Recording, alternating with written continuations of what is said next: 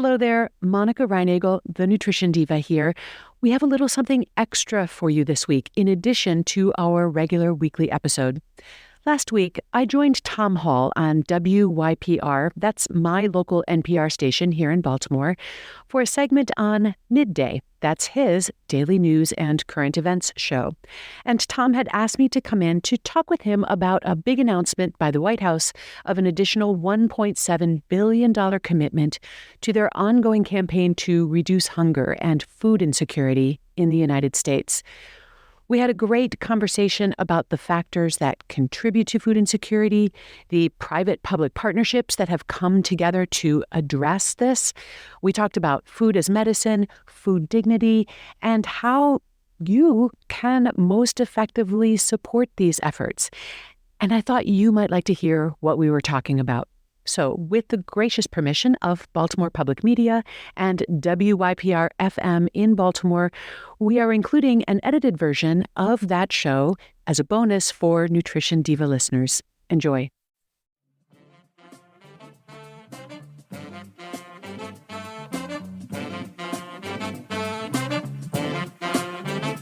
Good afternoon and welcome. It's Midday. I'm Tom Hall, and today it's another edition of Smart Nutrition with the Nutrition Diva, Monica Reinagel. Monica is a licensed nutritionist, an author, and a speaker. She's also the host of the Nutrition Diva podcast and the Change Academy podcast, which focuses on the art and science of behavior change.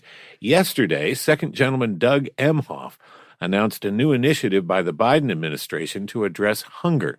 Mr. Emhoff announced a $1.7 billion program to promote healthy eating and to make healthy food more accessible. According to the Food Research and Action Center, 1 in 8 households, or nearly 13% of families in the United States, experiences food insecurity, or they don't have access to nutritional, affordable food. In an interview on CNBC, Gary Pilnick, the CEO of cereal giant Kellogg's, said that one solution to the affordability dilemma is to eat cereal for dinner. Pan-roasted frosted flakes with a champagne basil cream sauce. Anybody? Monica Reinagel joins me today in Studio A. It's good to see you. Great to be with you, Tom. So let's talk a little bit about the White House's approach to hunger. The $1.7 billion that Mr. Emhoff announced yesterday is in addition to $8 billion or something that they allocated towards what President Biden's calling the challenge. What is the challenge? To reduce hunger, to increase access to nutritious foods. And we should say that this $1.7 billion that they were talking about yesterday isn't all money that the government is spending. This represents commitments that they have gotten other stakeholders to make, for-profit corporations, nonprofits, government agencies.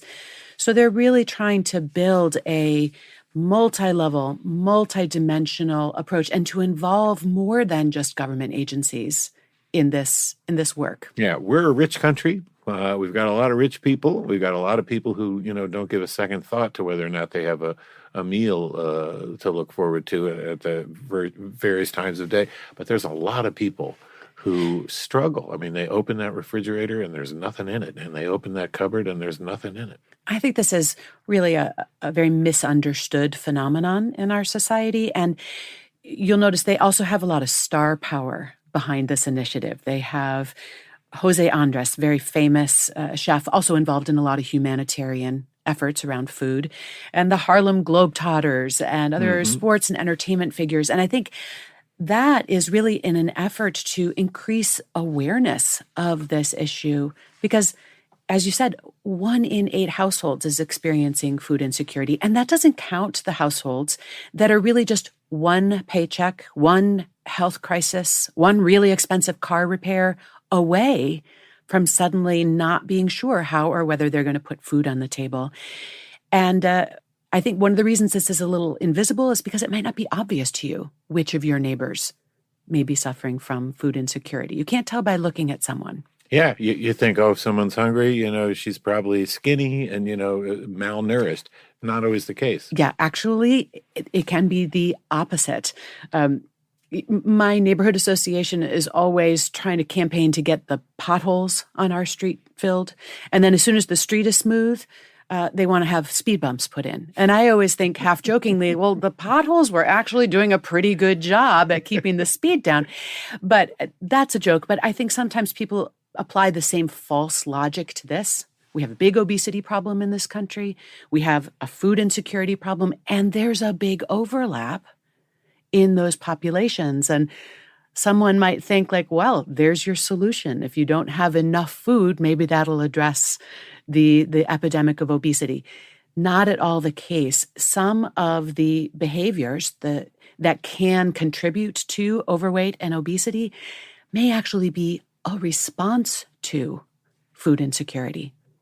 Monica Reinagel is the Nutrition Diva. It's Smart Nutrition here on Midday. So you mentioned the Harlem Globetrotters are part of this effort. There's some 14 sports leagues and stuff, and they're going to talk about integrating physical activity into, daily routines for folks, especially kids. I was taken by some of the initiatives around educating medical students, people who are studying to be doctors, about nutrition. This was interesting. There are a couple of different companies that medical schools bring in. I mean, they outsource nutrition education in med school. Doesn't seem to be part of the regular curriculum in a lot of med schools. That's really interesting. I mean, as a nutritionist, I wonder what your reaction to that is. Well, that's long been a complaint about medical training and education, is the docs are not getting good education in nutrition, and yet people are still looking to doctors for that kind of guidance. Now, we do have an entire other profession of nutrition and dietetics where people are getting that training, and I'd love to see those two professions teaming up and working together. But in the meantime, it's a move in the right direction to be including more basic nutrition information in the medical curriculum for doctors so that they can recognize when they are looking at someone who may be food insecure, who may not be getting regular, adequate nutrition, that would be more obvious to them. They might even just be more sensitized to the prevalence of this problem. And just to understand that, perhaps change in diet or, improving the diet could obviously help, with whatever medical problems they're encountering. But you've written extensively about something I never knew was a thing. It's the medicine, food as medicine movement. This notion that if you just eat the right things, you got clear sailing. Not so much. Right. And this is being largely driven by physicians, by medical doctors who recognize the importance of diet and other lifestyle as being a key determinant of long-term health. And I think that this movement is well-intentioned, by making people aware that the choices that they're making has such a big impact on their risk of certain long-term chronic conditions. If that inspires people and motivates people to make healthier choices, great. My concern about the food as medicine movement is that it overlooks the fact that we don't all have the same access to those healthy choices. And, we need to address some of the accessibility issues before we can start insisting that people take control and take responsibility for their health. That's a lot easier for people who have a kitchen to cook in and are not food insecure and have all the resources, the time, the skills, the know-how to use food as quote unquote medicine. And the other concern I have with this is that it creates the impression that if you do end up suffering from some sort of condition, then maybe it's your fault because you didn't make the right choices. Heart disease because of what you ate. Yeah. Right. That's not only untrue, because you can do all the right things and still end up with type 2 diabetes, with heart disease, with cancer. It's also supremely unhelpful for someone to feel guilty or ashamed or to be stigmatized for what we refer to as lifestyle diseases. We kind of build it right into the description there. So those are some of my concerns with the lifestyle as medicine movement. I respect what they're trying to accomplish. I just want to temper it with a little bit more sensitivity to just how complex these issues are. You wrote, and this was a revelation to me, there's actually a study where doctors were prescribing produce. They were like writing scripts for produce, so instead of, take 3 Tylenols or something, they're saying go buy 3 crowns of broccoli. And they did a study about that. Right. But the study had perhaps some counterintuitive conclusions. Yeah. This is the apotheosis of the food as medicine movement, right? We're going to write scripts for vegetables. What it did expose was that is just one piece of the puzzle, and there are a lot of other pieces in the puzzle that need to be in place for people to consistently make those healthy choices. So we're going to have to do a little bit better than just writing cute prescriptions for fruits and vegetables, or even, there's big efforts to try to address what we call food deserts, where if you're shopping at a grocery store, Tom, you may be making a choice to buy fresh vegetables instead of potato chips. But if a convenience store is the only place that you can buy groceries for your family, that's not really as available a choice for you. Sure. There are so many food deserts here in Baltimore. There are. And we should be continuing to try to address that. But again, even irrigating the food deserts with more accessible grocery stores, one piece of the puzzle. We still need to make sure that people have the space and the equipment that they would need to cook at home, that people may not necessarily have cooking skills. They may not know what to do with that fresh produce when they get home. There's a hurdle that has to be overcome in acquiring an appreciation and an enjoyment of these foods. So it's that's a piece of the puzzle.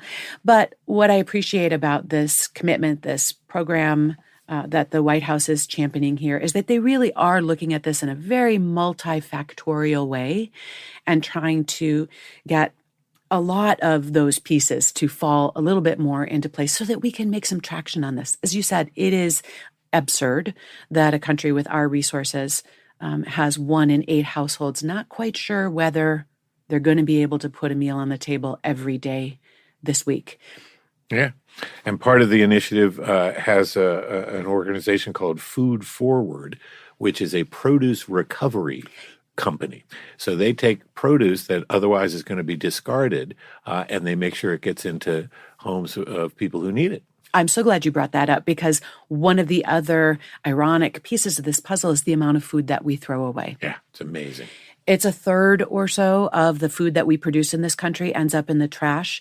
And that's not only a shame in terms of what that could be doing to address hunger, it's also a real environmental concern, because the methane that is produced as organic scraps and food break down in our landfills is a major contributor to greenhouse gases. We know we can't really afford to be stoking that particular fire.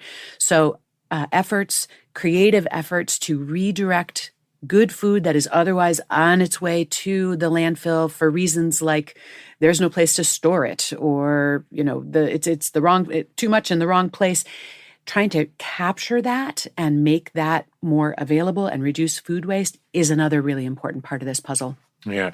I remember years ago, our good friend John Shields was talking about the farm-to-table movement. Mm-hmm. And one of the barriers for restaurants was that people had an expectation. And this is literally years ago. So 10, 12, 15 years ago. I don't know how long ago. They had problems if a restaurant served, like red potatoes that all weren't, the perfect golf ball size. If there's a red potato that's at all malformed, it was an outrage, and restaurants were reluctant to actually serve that food. And it took a while to, educate the public to say, the red potato that looks a little weird is just as good as the red potato that's a perfect cylinder. Or even better, because it came from a nearby farm. Yeah, sure. Yeah. So it's part of it is what consumers expect and require, and I do in that regard. I want you to comment on what folks are calling the Marie Antoinette moment of the fellow who is the CEO. Well, that's what I've been calling it anyway. the CEO of the Kellogg's Corporation, the big cereal manufacturer, a guy named Gary Pilnick. He did an interview on CNBC about an ad campaign, and I've actually seen one of these commercials. Where Kellogg's is encouraging people, well, don't cook tonight, give the chickens a night off, have cereal for dinner, and people like you and others are comparing it to the let them eat cake, comment by Marie Antoinette. But it turns out it's not a completely horrible idea. Yeah, that was unfortunate. I'm sure he wished he could have taken that back, but it obscures the fact that there's some truth to this, especially in this discussion that we're having today about food insecurity. Cereal turns out to be it's a highly fortified food, and that makes it one of the chief delivery systems for several nutrients that we're concerned about, that people are regularly not getting enough of. And we're talking about cereals like Frosted Flakes and mini wheats and stuff. Right. There are tons of sugar too, but, right? But they can be a very significant source of these nutrients, and not just any old nutrients, but what we call nutrients of concern. And they play an even bigger role in supplying those nutrients in lower income households. And, they're very cost effective way to address some nutrient shortfalls. About 85%, I think, of ready to eat cereal is consumed with milk, which is another really important delivery mechanism. Calcium, vitamin D. It can be the primary source of milk in kids' diets. So, yes, cereal actually can play a role here in the fight against hunger, in the fight against food insecurity and malnutrition, by delivering a lot of nutrition for not much money in a way that most people do find accessible and palatable. Yeah, people studied this, and they found that people, you wrote about this, if they eat ready-to-eat cereals like Cheerios, Frosted Flakes, that kind of thing, they generally have a higher intake of vitamins A, D, calcium, iron, fiber, and other nutrients. So it ain't all bad. Well, we're in this moment right now where we've demonized processed foods and ultra-processed foods as being the root of all evil. And we're taught to shop the perimeter of the grocery store, which is where all the healthy food supposedly hangs out. And ready-to-eat cereal, not on the perimeter of the grocery store, but certainly can play a valuable role in meeting nutrient needs. Yeah, and it's a matter of, offsetting the downside of the Frosted Flakes with all the sugar and stuff. I mean, it's a matter of, if it's the only thing you're eating for dinner, it's not a complete 6 diet nights in a row. That's for not a sure. good idea. Yeah. Right. But I have to confess, I had that bias about the sugar-sweetened breakfast cereals too, that the sugar more than offset any valuable nutrition. And I was a little bit surprised to see what a small proportion of added sugars those cereals, even the sweetened ones, end up contributing to the overall diet. They're not a major source of sugar in the diet in practice, and they are a major source of nutrition. So I've had to kind of reel that in a little bit. If you can sell plain Cheerios to your toddler, go for that. Right. But if you can't, we shouldn't be discarding this out of hand.